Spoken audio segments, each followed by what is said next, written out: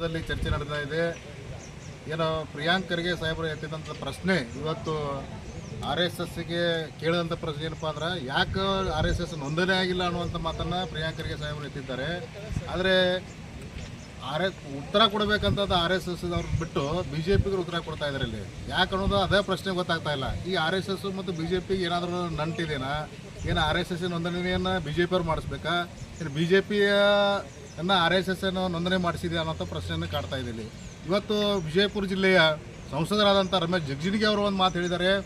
ಈ ದಲಿತ ಹುಡುಗರಿಗೆ ಬೇಕು RSS ಉಸಾಬರಿ ಅನ್ನುವಂಥ ಮಾತು ಮಾತಾಡ್ತಾರೆ.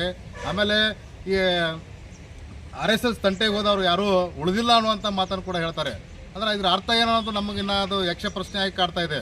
ಇವತ್ತು RSS ತಂಟೆಗೆ ಹೋದವ್ರು ಯಾರೂ ಉಳಿದಿಲ್ಲ ಅಂದ್ರೆ ಅದರ ಅರ್ಥ ಏನಪ್ಪ ಅಂತಂದ್ರೆ ಇವತ್ತು RSS ಬಗ್ಗೆ ಮಾತನಾಡೋರು ಗೌರಿ ಲಂಕೇಶ್ ಅವರು ಮಾತಾಡಿದ್ರೆ ಅವ್ರ ಹತ್ಯೆ ಆಗಿದೆ, ದಾಬೋಲ್ಕರ್ ಅವರು ಮಾತಾಡಿದ್ರೆ ಅವ್ರ ಹತ್ಯೆ ಆಗಿದೆ, MM ಕಲಬುರ್ಗಿ ಅವರ ಹತ್ಯೆ ಆಗಿದೆ, ಹೀಗೆ ಹಲವಾರು ಮಂದಿಗಳ ಹತ್ಯೆ ಆಗಿದೆ. ಆ ಹತ್ಯೆ ಹಿಂದೆ ರಮೇಶ್ ಜಿಗಜಿಣಗಿ ಇದಾರ ಅನ್ನುವಂಥ ಪ್ರಶ್ನೆ ನಮಗೆ ಇವತ್ತು ಉದ್ಭವ ಆಗ್ತಾ ಇದೆ. ಹಾಗೆ ಈಗ ನೋಂದಣಿ ಮಾಡಿಲ್ಲ ಯಾಕಂತ ಕೇಳಿದ್ರೆ ಇವತ್ತು ಈ ದೇಶದಲ್ಲಿ ಒಂದು ಪ್ರಶ್ನೆ ಎದ್ದಿದೆ. ಇವತ್ತು ಏನಪ್ಪ ಅಂತಂದ್ರೆ ಯಾರಾದ್ರೂ ಒಂದು ಪ್ರಶ್ನೆ ಮಾಡಿದರೆ ದಲಿತರು ಪ್ರಶ್ನೆ ಮಾಡಿದಕ್ಕೆ ಈ ಇಷ್ಟು ಬುಗಿಲೆದ್ದಿದ್ದ ಅವ್ರು ಕೇಳೋಂಥದ್ದು ಏನು ಕೇಳಿದ್ದಾರೆ? ಅವ್ರು ಕೇಳಿದಂಥ ಉದ್ದೇಶ ಏನಪ್ಪ ಅಂತಂದ್ರೆ RSS ಯಾಕೆ ನೋಂದಣಿ ಆಗಿಲ್ಲ, ಅದು ಸಂವಿಧಾನಾತ್ಮಕವಾಗಿ ನೋಂದಣಿ ಆಗಬೇಕಾಗಿದೆ, ಅದನ್ನು ನೀವು ಯಾಕೆ ಮಾಡ್ಕೊಂಡಿಲ್ಲ ಅಂತ ಕೇಳಿದ ಪ್ರಶ್ನೆಗೆ ಇವತ್ತು ಅವ್ರಿಗೆ ಏನಾಗ್ಯದ ಉರಿ ಮೆಣಸಿನಕಾಯಿ ಇಟ್ಟಂಥ ವ್ಯವಸ್ಥೆ ಕಂಡು ಬರ್ತಾ ಇದೆ. ಇವತ್ತು ಚಿಕ್ಕ ಮಕ್ಕಳು ಹಿಡ್ಕೊಂಡು ವೃದ್ಧರವರೆಗೂ ಕೂಡ ಇದು ಪ್ರಶ್ನೆ ಇವತ್ತು ಚರ್ಚೆಯಲ್ಲೇ ಇದೆ ಈ ವಿಷಯ. ಈಗ ಏನಪ್ಪ ಅಂತಂದ್ರೆ ವಿಷಯ ಹೇಳ್ಬೇಕಂತಂದ್ರೆ ಇವತ್ತು ನಾವು ಜಿಗಜಿಣಿಯವ್ರಿಗೆ ಒಂದು ಪ್ರಶ್ನೆ ಮಾಡ್ತೇವೆ. ನೀವು ದಲಿತ ಒಂದು ಕುಟುಂಬದಿಂದ ಬಂದು ಬಾಬಾ ಸಾಹೇಬ್ ಅಂಬೇಡ್ಕರ್ ಕೊಟ್ಟಂಥ ಸಂವಿಧಾನದ ಅಡಿಯಲ್ಲಿ ನೀವು ಒಬ್ಬರು ಸಂಸದರಾಗಿದ್ದೀರಿ, MLA ಆಗಿದ್ದೀರಿ, ಸಚಿವರಾಗಿದ್ದೀರಿ, ಎಲ್ಲ ಆಗಿದ್ದೀರಿ. ಅದು ಯಾರ ಭಿಕ್ಷೆ ಅದು ನಿಮಗೆ? ಆ ಭಿಕ್ಷೆ ತಗೊಂಡಂಥ ಒಬ್ಬ ಮಹಾತ್ಮ ಸಂವಿಧಾನದಲ್ಲಿ ಇರುವಂಥ ಪ್ರಶ್ನೆಗೆ ಕೇಳಿದರೆ ನೀವು ದಲಿತ ಯಾರು ಪ್ರಶ್ನೆ ಮಾಡ್ಬೋದಂಥ ವಿಚಾರವನ್ನು ಹೇಳ್ತೀರಿ. ಅದು ನಿಮಗೆ ಎಷ್ಟು ಯೋಗ್ಯತೆಯನ್ನು ಕೊಡ್ತೈತೆ ಅನ್ನುವಂಥ ಮಾತನ್ನು ನಾವು ಕೇಳಕ್ಕೆ ಬಯಸ್ತೀವಿ. ನೀವು ರಮೇಶ್ ಜಿಗಜಿಣಗಿ ಅವ್ರಿಗೆ ಕಾಕಾ ಮಾಮ ಅಂತ ಹೇಳ್ಕಿಸಿದ ಓಟನ್ನು ಗಿಟ್ಟಿಸುವಂಥ ವಿಚಾರ ಅದು ಬಂದ್ ಮಾಡಬೇಕಾಗುತ್ತೆ. ಇವತ್ತು ಅಸ್ಪೃಶ್ಯತೆ ಇವತ್ತು ವಿಜಯಪುರ ಜಿಲ್ಲೆ ಐತಪ್ಪ ಅಂತಂದ್ರೆ ಕಾರಣೀಭೂತರು ರಮೇಶ್ ಜಿಗಜಿಣಗಿ ಆಗ್ತಾರೆ. ಯಾಕಪ್ಪ ಅಂತಂದ್ರೆ ಇವತ್ತು ಮತದಾನ ಕೇಳಕ್ಕೆ ಹೋದಾಗ ಓಟನ್ನ ಕೇಳಕ್ಕೆ ಹೋದಾಗ ಇವ್ರು ಕಿಶೆದಲ್ಲಿ ಒಂದು ಇದು ಇಟ್ಕೊಂಡಿರ್ತಾರೆ. ಅವರು ಲೋಟ, ಆ ಚಾ ಕುಡಿ ಲೋಟನ ಇಟ್ಕೊಂಡಿರ್ತಾರೆ.